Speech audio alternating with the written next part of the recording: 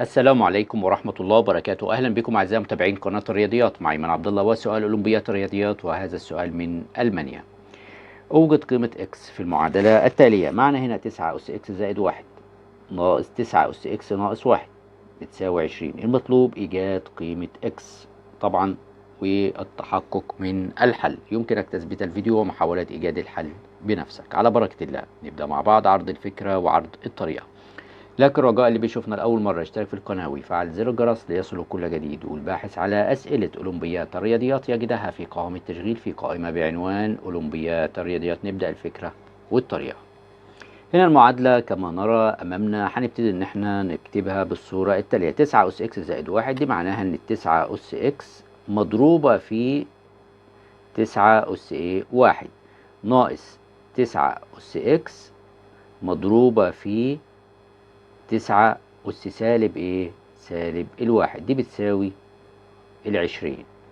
طيب هناخد 9 أس إكس كعامل إيه؟ مشترك. أدي 9 أس إكس عامل مشترك، فبالتالي هيكون معانا هنا 9 أس واحد يعني 9 أهي، ناقص هنا 9 أس سالب واحد. عايز تتخلص من الأس السالب، بتعمل إيه؟ بتعمل شرطة كسر وبتكتب فوق واحد وتنزل التسعة دي تحت. كده تبقى ايه؟ المسألة انتهت كده، او الجزء ده خلص كده، حولنا السالب للمنظر ده. تمام. طيب يعني كان دي 8 كان المقام يبقى 8، كانت 7 كان المقام يبقى 7، بتساوي 20. طيب هنعمل ايه بقى تاني؟ هنعمل هنا شرطة كسر عشان نوحد طبعا الكسور، ودي تحتها واحد، يبقى بالتالي هنا المقامات هنا واحد وهنا 9، يبقى لازم يكون ايه المقام اللي تحت مقام مماثل. يبقى التسعة في واحد بتسعة، فهيكون معاك التسعة أس إكس مضروبة في، خلي بالك من الجزء ده، التسعة تحت في المقام، فبالتالي هنا التسعة تقسيم على الواحد بتسعة، في تسعة بواحد وتمانين، 81 ناقص هنا دي 9 والمقام هنا 9، يبقى البسط يتحط كما هو، بتساوي طبعا 20.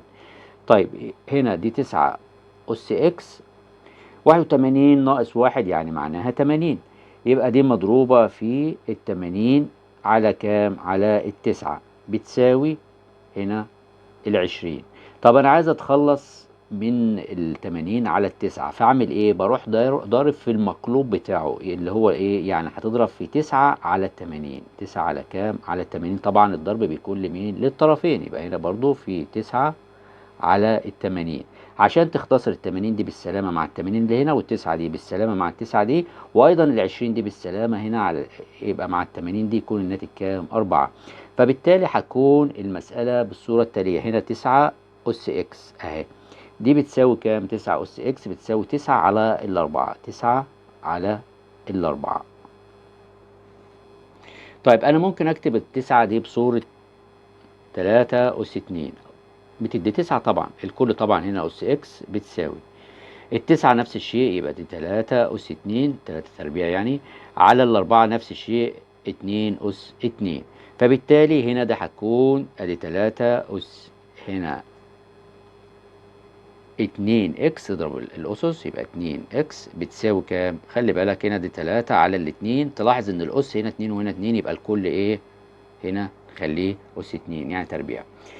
بالتالي المسألة كده هنبتدي ناخد اللوغاريتم، يبقى هنا لوغاريتم 3 أس 2 إكس بتساوي لوغاريتم هنا 3 على الاتنين تربيع. فبالتالي هنا الاتنين إكس نجيبها في البداية في الأول، يعني هنا أنت عندك يبقى 2 إكس لوغاريتم كام؟ لوغاريتم 3 بتساوي هنا الاتنين نفس الشيء اللي فوق هنا، تبقى 2 لوغاريتم 3 على كام؟ على الاتنين. طيب اتخلص من لوغاريتم 3 هنا، او اقسم على كام؟ 2. خلي بالك الجزء ده ممكن اقسم على 2 لوغاريتم 3، نفس الشيء هنا 2 لوغاريتم 3، عشان الاتنين دي بالسلامة مع الاتنين اللي هنا، ولوغاريتم 3 مع لوغاريتم 3 اللي هنا، والاتنين دي بالسلامة مع الاتنين اللي موجودة هنا، يبقى الاكس هنا الجزء ده هنا اللي اتبقى معانا ما فيش الا الاكس، يبقى الاكس بتساوي هنا لوغاريتم 3 على الاتنين على لوغاريتم كام؟ لوغاريتم 3. وطبعا احنا عارفين ان لوغاريتم A على B، لوغاريتم A على B بتساوي لوغاريتم A ناقص لوغاريتم البي. طيب هنا عندنا الاكس بتساوي الواحد ناقص لوغاريتم 2 على لوغاريتم 3. طيب يبقى الاكس بتساوي واحد ناقص لوغاريتم